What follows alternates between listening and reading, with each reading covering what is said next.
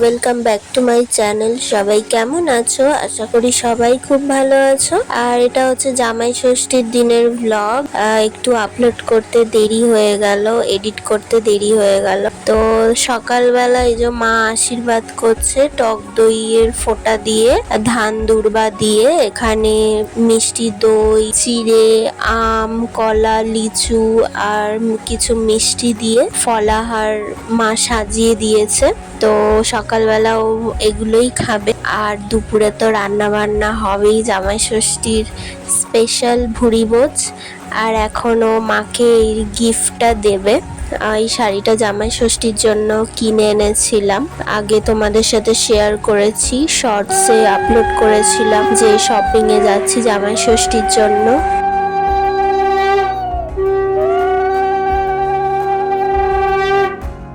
মাকে এবারে জামাই ষষ্ঠীতে একটা পশমিনা সিল্ক দিয়েছি। তো আর মা দিয়েছে ওকে, ও যেটা পরে আছে ওই শার্টটা, টি শার্টটা আর ওই প্যান্টটা দিয়েছে, তার সাথে আর একটা ব্ল্যাক কালারের শার্ট দিয়েছে। তো ওটা পরে তোমাদের সাথে শেয়ার করব। আর শাড়িটাও আমি পুরো মানে ওপেন করে দেখাবো। খুব সুন্দর শাড়িটা। ও বাবাকে টি শার্ট দিয়েছে, সব কটাই আমি শেয়ার করব। তোমাদের সাথে শেয়ার করা হয়নি কারণ সেই দিন এতটাই ব্যস্ত যে মানে ওইগুলো যে শেয়ার করব সেটা সুযোগ হয়ে ওঠেনি। ব্রেকফাস্টে এতটা পরিমাণ চিড়ে ও খেতে পারবে না, দুজনেই খুব কম খায়, আমার বোন আরও। তো দুজনে হাফ হাফ করে আর কি ভাগ করে খেয়ে নিয়েছে। আর এখন আমরা ছাদে চলে এসেছি, একটু ফটোশুট করব জামাই ষষ্ঠীর। তো আমি একটু শাড়ি পরে নিয়েছি, সকাল থেকে শরীরটাও ভালো ছিল না, তাই আমি নাইটি পরেই বসেছিলাম। এখন আমি শাড়ি গয়না পরে ছাদে এসেছি দুজনে, আর বোনও এসেছে। বোন আমাদের ফটোশুট করে দিচ্ছে কারণ ও সুন্দর সুন্দর বেশ ফটো তুলে দেয়। তো ওকেই বলেছিলাম ফটো তুলতে। আর এত গরম, এত রোদ যে মানে তাকাতেই পারছি না। তারপরে আমরা আবার নিচে চলে এসেছি, ব্যালকনিতে এসেছি। এখানে তো বাবা অনেক ধরনের ফলের গাছ বসিয়েছে।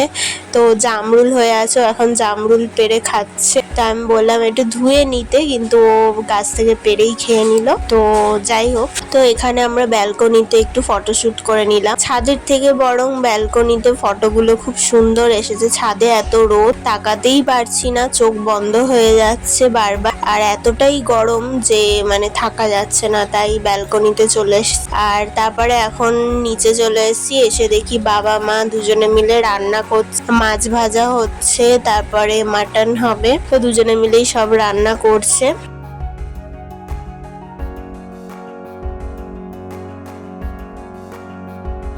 বাবা এখন রান্না করতে করতে একটু বসে রেস্ট নিচ্ছে, আর মা রান্না করছে, আবার কখনো বাবা রান্না করছে, মা রেস্ট নিচ্ছে বসে।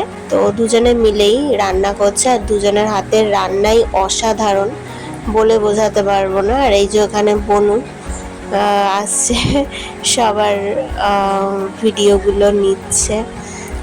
আর এখানে দেখো মাটন কষা হচ্ছে। মাটনটা তো দেখেই বুঝতে পারছো বেশ ঝাল ঝাল কষা কষা একদম। আর এখন বাবা এটা তুলছে, জামাইকে দিয়ে টেস্ট করাবে যে নুন ঝাল ঠিক আছে কিনা, যার জন্য স্পেশালি রান্না বান্না হচ্ছে, তো তাকে দিয়েই টেস্ট করাবে। আর এখানে সর্ষে পাবদা হচ্ছে অলরেডি কড়াইতে, আর এখন ওকে বোন দিচ্ছে। তো ও কি বলছে ওর নিজের মুখ থেকেই শুনে নাও।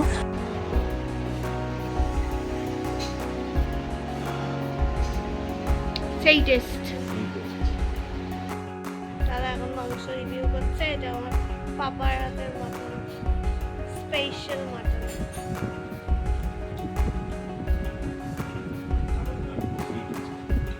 সেই টেস্ট। এই যে এখানে আমার এঞ্জেল পায়েস রান্না করছে। তো না, আমাদের এঞ্জেল কি সুন্দর ছোট ছোট ক্লিপ দিয়ে আবার চুল বেঁধেছে। আর সমস্ত রান্না আমাদের কমপ্লিট, এখন কিন্তু সাজিয়ে নিচ্ছি খাবারগুলোকে। তো এখানে দই কেটে একটা মাটির পাত্রে দইটা দিলাম, আর সমস্ত কিছু সাজানো হয়ে গেছে। তো এখন জামাইকে ডেকে নেওয়া হবে, আমাদের বাড়ির জামাই বসবে। কি রান্না হয়েছে আমি একটু বলে দিই। আলু ভাজা, পটল ভাজা, বেগুন ভাজা আর কাতলা মাছ ভাজা দেওয়া হয়েছে ভাতের সাথে থালাতে। আর হয়েছে ডাল, দই কাতলা, সর্ষে পাবদা, মাটন, আর হয়েছে পায়েস, আমের চাটনি, আর 4-5 রকম মিষ্টি। আর মিষ্টি মানে সন্দেশ, এগুলো সাজিয়ে দেওয়া হয়েছে। আর হচ্ছে মিষ্টি দই দেওয়া হয়েছে। তো এই হচ্ছে আমাদের আজকে দুপুরের খাবার দাবার জামাই ষষ্ঠীর। তো এই যে কিছু কিছু আবার তুলে দিচ্ছে, মানে উনি সব খেতে পারবেন না, তো জোর করা হচ্ছে যে না সব খেতেই হবে। বলছে আমার পেট ফেটে যাবে, আমি সব খেতে পারবো না। তো কিছু কিছু দিয়ে কমিয়ে রেখেছে। ভাজাভাজি যেহেতু ডায়েট করে, জিমে যায়, তো ভাজাভাজি বেশি খায়নি, 1 পিস 2 পিস করে নিয়ে খেয়েছে। তো এখন আমাদের সবার খাওয়া দাওয়া পর্ব শেষ। এখন আমি 1 বাটি মিষ্টি দই নিয়ে চলে এসেছি, আর তার সাথে জিরুটা খেয়ে হজম করার জন্য, এত খাবার খেয়ে ফেলেছি তো সেগুলো তো হজম করতে হবে। তো তারপর খাওয়া দাওয়ার পর একটু রেস্ট নিয়ে আমরা ফুল ফ্যামিলি বেরিয়ে পড়েছি বিকালবেলা ঘুরতে। আর আমরা যাচ্ছি গঙ্গার পাড়ে তারা মায়ের মন্দিরে, মা তারার দর্শন করলাম সবাই মিলে। আর তারপরে আমরা গঙ্গার পাড়ে একটু বসেছিলাম। তো খুব সুন্দর জায়গা। এর আগে তো আমি ব্লগ দিয়েছি আমাদের গঙ্গার পাড়ে। তো যখনই যাই সত্যি মানে মন ভরে যায়, এত সুন্দর একটা জায়গা। তো আজকে যেহেতু জামাই ষষ্ঠী, অনেকেই ঘুরতে এসেছে নতুন জামাইদের নিয়ে। তো বাবা এখানে ফটো তুলছে আবার।